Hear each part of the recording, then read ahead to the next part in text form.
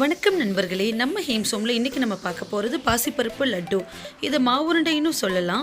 அதுக்கு தேவையான பொருட்கள் என்னென்னு பார்த்துடலாம். பாசிப்பருப்பு லட்டு செய்கிறதுக்கு இந்த ஒரு உலக்கு பாசிப்பருப்பு இன்னைக்கு எடுத்துருக்கேன். சிம்மிலேயே வச்சு பொன்னிறமாக ஆகிற வரைக்கும் நல்லா அந்த மாதிரி கிளறி விட்டுருங்க. பாசிப்பருப்பு லைட்டாக வறுபட்டதும் ஒரு நல்ல ஃப்ளேவர் வரும். அதுலேருந்து அந்த ஸ்மெல் வந்ததும் நம்ம பாசிப்பருப்பு ஆஃப் பண்ணிவிட்டு நம்ம லட்டு ரெடி பண்ண ஆரம்பிச்சிடலாம்.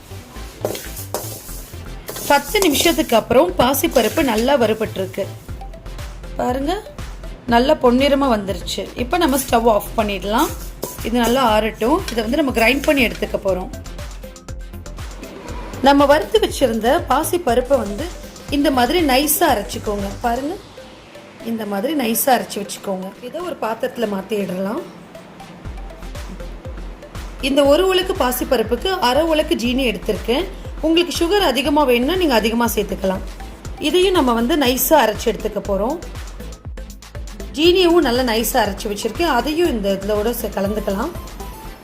இதோட 1/4 டீஸ்பூன் ஏலக்காய் பவுடர் சேர்த்துக்கிறேன். இது எல்லாத்தையும் நல்லா மிக்ஸ் பண்ணி விட்டுருங்க.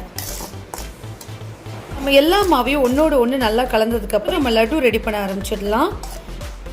லட்டு பிடிக்கிறதுக்கு நெய்யை இந்த மாதிரி நல்லா சூடு பண்ணி கொஞ்சம் கொஞ்சமாக ஊற்றி நம்ம லட்டு பிடிக்க போகிறோம்.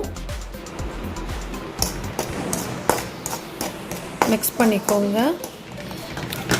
கொஞ்சம் போர்ஷனாக அதை பண்ணி நம்ம உருண்டை பிடிச்சிக்கலாம். உங்களுக்கு வேணும்னா நீங்கள் நட்ஸ் கூட ஆட் பண்ணிக்கலாம். நட்ஸ் ஆப்ஷனல் தான். இந்த மாதிரி நல்லா உருண்டை பிடிச்சிக்கோங்க. இந்த மாதிரி உருண்டை உருட்டிக்கோங்க. இதே மாதிரி நம்ம ஒவ்வொரு உருண்டையாக செஞ்சுக்க போகிறோம். நெய் நல்லா சூடாக இருக்கணும். சூடு குறைஞ்சிட்டாலும் மறுபடியும் ஹீட் பண்ணி ஊற்றி உருண்டை பிடிச்சிக்கலாம்.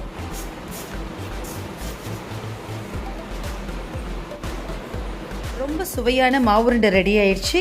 இதை நீங்களும் உங்கள் வீட்டில் ட்ரை பண்ணி பாருங்கள். இந்த ரெசிபி உங்களுக்கு பிடிச்சிருந்தா லைக், ஷேர், கமெண்ட் பண்ணுங்கள். ஹேம்சோமை சப்ஸ்கிரைப் பண்ணுங்கள். நன்றி.